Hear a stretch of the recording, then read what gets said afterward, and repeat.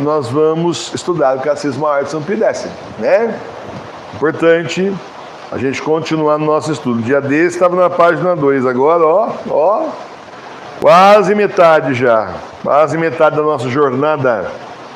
Nós vamos para a página 92, parágrafo 2º, encerrando a terceira parte dos conselhos evangélicos. Que são os conselhos evangélicos? Os conselhos evangélicos são alguns meios sugeridos por Jesus Cristo no Santo Evangelho para chegar à perfeição cristã. Quais são os conselhos evangélicos? Os conselhos evangélicos são pobreza voluntária, castidade perpétua e obediência inteira em tudo que não seja pecado. Então, de novo, olha, pobreza voluntária, castidade perpétua e obediência inteira em tudo que não seja pecado. Para que servem os conselhos evangélicos? Os conselhos evangélicos servem para facilitar a observância dos mandamentos e para assegurar melhor a salvação eterna. Por que os conselhos evangélicos facilitam a observância dos mandamentos? Os conselhos evangélicos facilitam a observância dos mandamentos porque ajudam a desapegar o coração do amor dos bens terrenos, dos prazeres e das honras, e assim nos afastamos do pecado. Então, meus irmãos e minhas irmãs, nós vemos aqui assim, que de verdade nos parece então que os conselhos evangélicos são totalmente aplicáveis à vida religiosa, né? Então, que é justamente isso, pobreza voluntária, castidade perpétua, obediência inteira. São os votos que o religioso, a religiosa tem que fazer, e tem alguns que têm até o 4º voto. Agora, os padres, eles não têm o voto de pobreza. É assim, eu fiquei surpreso quando eu descobri isso, mas eles não têm voto de pobreza. Precisaria pesquisar historicamente por que isso começa dessa forma, uma vez que o Senhor disse que não era para ter nada mais, era para sim, ficar nas casas de quem desce, né? O comércio que desce de alimento, nas casas que descem pouso, era para levar uma vida simples. Ele próprio disse que não tinha onde encostar a cabeça, recostar a cabeça, né? Não, as raposas têm toca, mas o filho do homem não tem onde descansar a cabeça. E, no entanto, a gente vê que aí, na outra ponta da história, a gente vê que nós chegamos num ponto em que os padres não têm voto de pobreza. Precisaria pesquisar mais, até a partir de quando que isso acontece, mas o fato é o fato, e o fato é que eles não fazem voto de pobreza, o que é uma pena, é uma perda, é lamentável. Porque um padre que faça voto de pobreza, ele sabe que ele está abrindo mão da parte material, ele não pode ficar aí preocupado com o dinheiro. O dinheiro é para mantê-lo ali e tudo mais, manter a paróquia, mas ele não se preocupa com ele próprio. A própria igreja também deveria ter uma estrutura que favorecesse os padres, por exemplo, mais velhos. Eu cheguei a ver padre reclamando que quando aposentasse acabou, porque enquanto o padre está na ativa, ele é pároco, ele é vigário, ele tem casa paroquial para morar, e a paróquia o mantém. Quando ele aposenta, para onde ele vai? Não tem uma casa de padres idosos aí, não é muito fácil. Por exemplo, Diocese de Taubaté não tinha. Onde eu moro aqui, se tiver, desconheço. Deveria ter uma casa de padres idosos, né? Aposentados ali, ou a própria diocese acolher. Às vezes, remediadamente, eles colocam como um vigário 2 aí em alguma paróquia, para que o pároco ali tome conta e o bispo lava as mãos, se livre do problema e deixa o padre lá. Razão pela qual, certa vez, um padre nos disse que ele tinha muita preocupação com o futuro dele, que ele precisava comprar uma casa, como é que ele ia fazer? A hora que ele aposentasse, ele não tinha onde cair morto, já era um padre já mais de idade, você não tem onde morar, então eu pago aluguel, a hora que eu aí me aposentar, onde eu vou morar? Né? E essas coisas são para lá de esquisitas, né? Tudo isso é para lá de estranho. Até porque é interessante, porque antigamente, até o Paulo VI, você vê que o Papa ele fica no cargo até a morte, né? Mas também o bispo ficava até a hora da sua morte. Ele era bispo até o final. E o padre também ficava. Mas aí, a partir do Paulo VI, se inventou a tal da renúncia obrigatória. Então, o sujeito chega a uma determinada idade, pelo direito canônico, ele é obrigado a renunciar. Então, por exemplo, o bispo é com 70 anos, né? 75, não, 70. Então, o padre é 70. O padre é 70 anos, é obrigado a renunciar com 70. O bispo é com 75. Se ele for cardeal, ele ganha uma gordurinha a mais, aí até os 80 ganha mais 5 anos, mas ele é obrigado a renunciar. Ele é obrigado a mandar uma carta renunciando, ele é renunciado.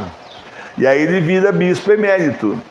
E também o bispo emérito vira uma pessoa não grata, né? Porque o bispo emérito ele é uma pessoa que está há muito tempo na diocese. Difícil o bispo que fica 2, 3 anos, normalmente fica 15, 20 anos, 10 anos, fica bastante tempo, o suficiente para os paroquianos se acostumarem com ele, né? E aí quando vem um novo bispo, ele sente o peso da concorrência. Nós vimos isso acontecer, nós participamos de uma transição de bispos bem traumática.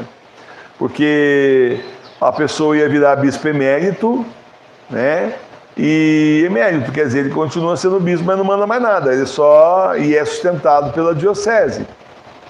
E aí o novo bispo que veio se sentia incômodo, porque o bispo que estava renunciando, entre aspas, sendo renunciado aí, né? Ele não estava deixando de ser bispo, ele estava renunciando por causa do direito canônico, do que o Paulo VI colocou, a parte assim administrativa só. Assim, se afastando da parte administrativa, mas continua sendo bispo. E Papa emérito não existe, tá, gente? Aí então, por conta disso, ele tinha uma personalidade muito forte, era muito marcante na diocese, ficou 19 anos à frente da diocese, todo mundo conhecia, era assim, uma pessoa firme nas decisões, mas tipo num paizão, que o jeito que ele falava acolhia as pessoas, acostumado com ele, fazia parte da cidade há 19 anos. Quando chegou o outro bispo, sentiu o peso da concorrência. Porque o outro bispo, a personalidade dele já é assim, terrível, né, difícil, mas não marcante como esse outro a ponto, entendeu? De equalizar, né? É um outro tipo de pessoa. E aí, bom, enfim, os planos do bispo emérito eram ficar ali na cidade para sempre, construiu aí sim até uma casa dentro do seminário, mas por fim fizeram um jeito e ele foi embora. Voltou para a cidade natal dele, para morar perto da família. Então você vê que é uma estrutura estranha, né? Em termos de igreja, é uma estrutura esquisita. Estou falando quando a igreja era igreja. Hoje em dia você já sabe, mas é complicado depois do cisma que teve, mas manteve essa divisão. E a gente desconfia que esse negócio de obrigar a pessoa a renunciar a partir de uma certa idade foi uma estratégia para assim ir renovando os quadros da igreja, colocando novos bispos que fossem afinados com o Paulo VI. E que então pudesse se renovar a igreja o mais rápido possível. Não deu tempo, né? Porque depois dele muita gente ficou decepcionada que colocaram aí o João Paulo I, foi assassinado, colocaram o João Paulo II, que ficou um tempão. O Espírito Santo agindo na igreja é uma beleza, né? Maravilhoso de ver. E depois então o Papa Bento XVI. Então é uma estrutura assim, que falando de padres verdadeiros, que estivessem com Bento XVI, que é o verdadeiro Papa, nessa situação hipotética que era até 10 anos atrás, a gente vê que é uma situação injusta, né?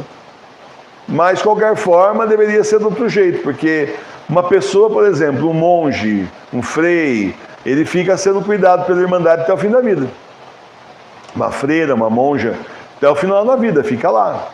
Então deveria ser assim também, a diocese fazendo o mesmo, mas as dioceses, bom, que a gente conhece, difícil. É difícil, o novo bispo quer mais ver o outro pelas costas. Bom, em vários casos é assim. Tem uma exceção aqui, outra lá, sim. Mas muita coisa que a gente viu é desse jeito. Então é assim, devia ser reformado isso, né? A pessoa então vai ter voto de pobreza para poder se dedicar 100% ao rebanho, sabendo que ele será cuidado pela diocese no final. Afinal das contas, eles fazem voto de obediência ao bispo, não é a diocese. Se você já chegou a ver, teve a oportunidade de ver uma assim, ordenação de padre, e se você prestou bem atenção, eles prometem obediência ao bispo e aos sucessores do bispo. Então deveriam ser acolhidos na vida produtiva e depois, quando ficam velhos também, na verdade, nem devia aposentar, porque fica aí trabalhando aí até enquanto pode. Mas, enfim, a cultura do descarte entrou na igreja também. E é errado, mas... Certo? Bom, isso aí só para dizer para vocês questão do voto de pobreza. Agora nós vamos para a quarta parte. Próxima vez que a gente começar a estudar aqui, na semana que vem, nós vamos entrar na parte dos sacramentos. Sacramentos em geral. Começa lá na página 93. Eu não vou começar hoje, porque o assunto é muito diferente. Nós demos essa geralzinha de bastidor de igreja, que no geral a pessoa não conhece.